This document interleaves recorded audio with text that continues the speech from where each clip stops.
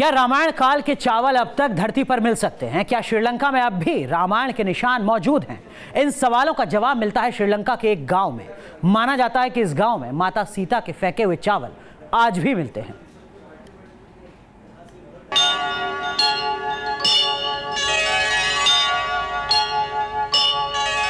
श्रीलंका की राजधानी कोलंबो से करीब 170 किलोमीटर दूर है कोंडाकलाई, जिसका संबंध रामायण के खास राज से है।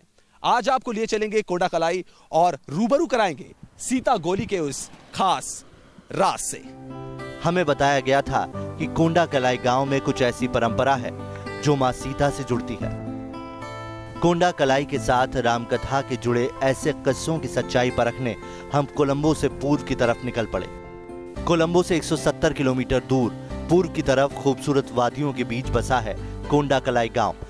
तो हम पहुंच गए हैं कोंडाकलाई, ऐसी जगह जिसका संबंध रामायण से है। वैसे तो पूरा श्रीलंका ही बेहद खूबसूरत है, लेकिन कोंडाकलाई की खूबसूरती देखते ही बनती है।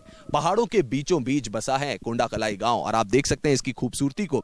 हरे भरे पहाड़ और उसके बीच में कोंडाकलाई गांव। यहां तक पहुंचना आसान नहीं है। कोलंबो से करीब 170 किलोमीटर की दूरी पर है कोंडाकलाई का ये गांव, जिसका संबंध रामायण से है, जिसका जिक्र रामायण में भी मिलता है। कोंडाकलाई एक तमिल वर्ड है और इसका संबंध बताया जाता है कि जब सीता माता को रावण यहां से लेके जा रहा था तो इस गांव से होकर उनका पुष्पक विमान गया था। आइए आपको लिए चलते हैं उस गांव में और जहां के लोग किस्से सुनाते हैं इस घटना के बारे में। कोंडाकलाई एक बार की देखने से भारत के ही किसी गांव की तरह नजर आता है, लेकिन गांव में दाखिल होने पर मालूम होता है कि गांव के नाम से लेकर सब कुछ यहाँ रामायण से जुड़ा है। कहा जाता है कि इसी गांव में सीता ने चावल के लड्डू गिराए थे। इस गांव की महिलाएं कभी बाल नहीं बांधती। इसकी वजह है सीता माता से जुड़ी एक मान्यता। कोंडाकलाई का तमिल में मतलब होता है बालों का खुलना। जब रावण पुष्पक विमान के जरिए सीता माता को इस जगह से अशोक वाटिका ले जा रहा था तो हवा का बहाव इतना तेज था कि सीता माता के बाल खुल गए थे और इसीलिए इस परंपरा को देखते हुए आज भी यहाँ की महिलाएं अपने बालों को नहीं बांधती है, उनके बाल खुले रहते हैं और ये परंपरा सालों से चली आ रही है। तो इस गांव यानी कि कोंडाकलाई की जो महिलाएं हैं वो अपने बालों को बांधती नहीं हैं। वजह यही है कि सीता माता को जब रावण अपने पुष्पक विमान के जरिए अशोक वाटिका ले जा रहा था तो हवा का बहाव इतना तेज था कि सीता माता के बाल खुल गए थे। तो रावण से ज्यादा मान्यता सीता माता के लिए है, रावण से ज्यादा आस्था सीता माता के लिए है यहाँ के लोगों की। तो क्या वाकई रावण सीता को इस गांव के ऊपर से लेकर अपने महल की वाटिका तक ले गया था? तो सवाल है कि क्या पुष्पक विमान कोंडाकलाई गांव के ऊपर से गुजरा था? क्या हवा के तेज वेग से यहाँ माता सीता के केश खुले होंगे? माना जाता है कि रावण सीता को उठाकर अशोक वाटिका में लेकर गया था। आज के श्रीलंका में नेवारा एलिया नाम की जगह में हक्कागाला बोटेनिकल गार्डन को अशोक वाटिका माना जाता है। नेवारा एलिया इलाके में ही कोंडाकलाई गांव पड़ता है। यानी अगर भारत से कोई विमान अशोक वाटिका की तरफ जाता है तो रास्ते में कोंडाकलाई गांव आएगा। ये बात भी सत्य है कि माता ने अपने केस भी खुले ही रख दिए थे, जो वाल्मीकि रामायण में उल्लेख आता है। और माता ने केस तब तक नहीं बांधा जब तक रावण का वध नहीं कर दिया भगवान श्री राम जी ने।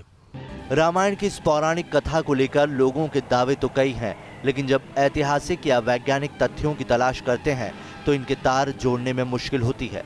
लेकिन जहां चीजें आस्था की कसौटी पर कसी जाती हो वहां विज्ञान उतना असरदार नहीं रह जाता।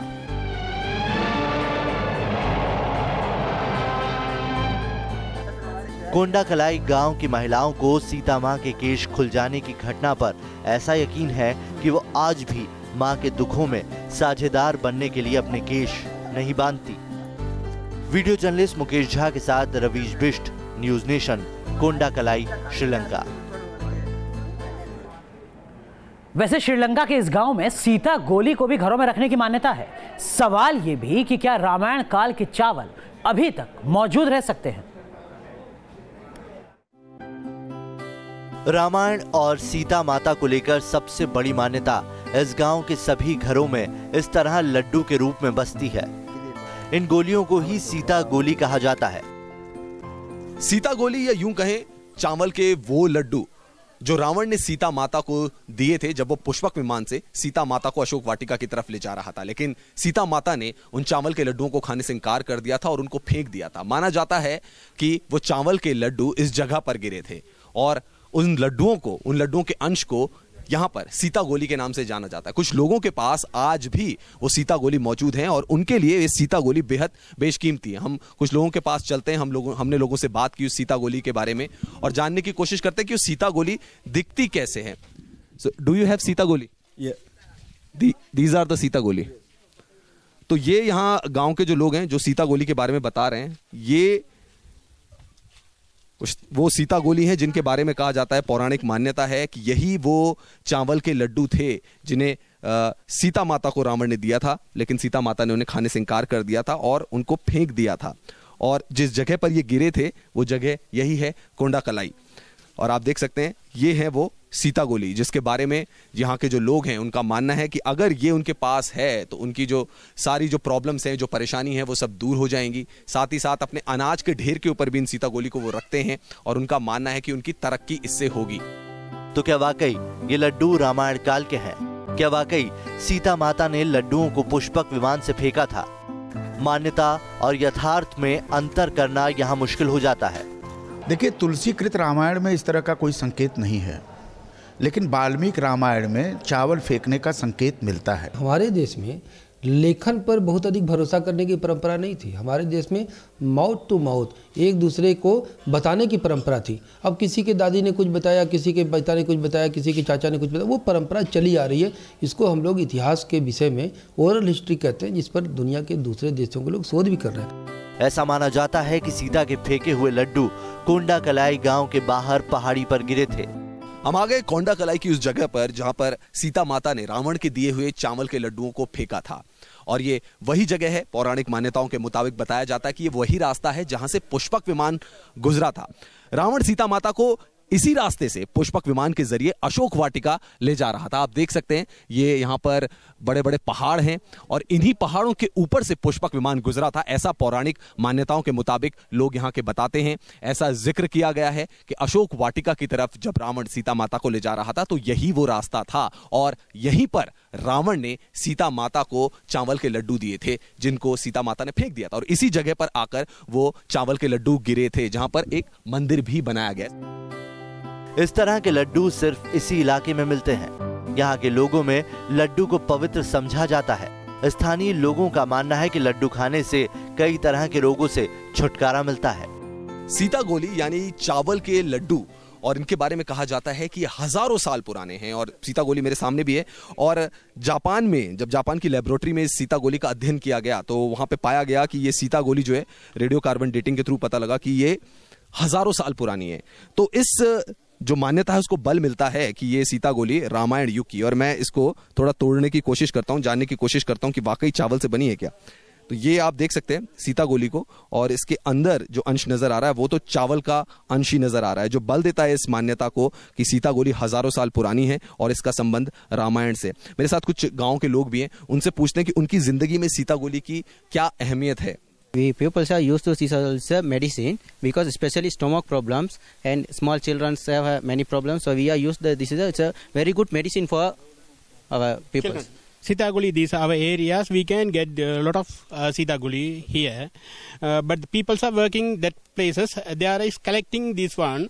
They are very carefully. He is bring and come and he is keep it the god and he is praying for the god. Hereafter he will use and children's and any other little small medicines. We can use this one. ऐसे बहुत से ऐसे जगहों पर आपको चावल मिल जाएंगे जो हजारों सालों से आज भी पड़े हुए हैं। तो जो चावल को उन्होंने फेंका, उस चावल को उन्होंने धरती को समर्पित किया। धरती से निकली हुई सीता उनकी धरती की बेटी हैं और अपनी माँ को उन्होंने चावल दिया कि हे माँ, जिस आतताई ने मुझे प्रभु राम से अलग किया है उस चावल को तुमको दे देती हूँ और जब तक इतिहास रहेगा, जब तक पृथ्वी रहेगी, ये चावल संरक्षित है। श्रीलंका के इस इलाके में भगवान राम और सीता को लेकर भारत की तरह ही गहरी आस्था दिखती है। गांव में मंदिर बना है जिसमें राम, सीता समेत कई देवताओं की मूर्तियां और तस्वीरें लगी हैं। ये मुख्य द्वार है इस मंदिर का और इसके अंदर मैं आपको ले जाने की कोशिश करता हूं। मैं आपको इसके अंदर दिखाने की कोशिश करता हूं। यहां पर भारतीय भगवानों की जो तस्वीरें हैं वो लगाई गई हैं। हनुमान जी की यहां पर तस्वीर है, भगवान विष्णु की भी यहां पर तस्वीर है। जो ये मंदिर है इसमें आप देख सकते हैं भगवान राम और सीता, क्योंकि यही वो जगह है, पुष्पक विमान इस जगह के ऊपर से उड़ा था। यहाँ तस्वीरों में भगवान राम और सीता की मूर्तियां ठीक वैसी मिलती हैं जैसी भारत में। ये तस्वीरें और ये मंदिर भले ही बाद में बनाए गए हों, लेकिन यहाँ के लोगों की मान्यता भारत और श्रीलंका की सांस्कृतिक और धार्मिक जुड़ाव की कहानी बयान करती है।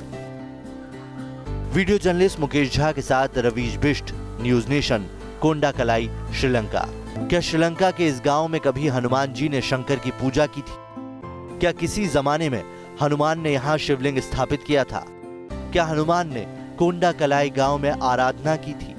इस गांव में पहाड़ियों पर बने शिवलिंग को लेकर यहाँ ये भी मान्यता है। तो हम उस जगह पर पहुंच गए हैं जो कि कोंडाकलाई की सबसे हाईएस्ट पीक है, सबसे ऊंची चोटी है, और जहां से हनुमान जी जब सीता माता को ढूंढने श्रीलंका में आए थे, लंका में आए थे, तो इस रास्ते से होकर वो गुजरे थे। और यहां पर ऐसी पौराणिक मान्यता है कि उस दौरान हनुमान जी ने भगवान शिव को याद किया था। उनकी याद में यहां पर एक शिवलिंग भी रखा गया है। और आप देख सकते हैं कितनी ऊंची चोटी है ये, किस हाइट पर है, और यहाँ पर एक शिवलिंग भी है और लोग यहाँ पे दूर दूर से आते हैं, इसकी पूजा अर्चना करते हैं। और ये वही जगह बताई जा रही है, वही रास्ता बताया जा रहा है जिसमें हनुमान जी सीता माता को ढूंढते ढूंढते यहाँ पहुंचे थे।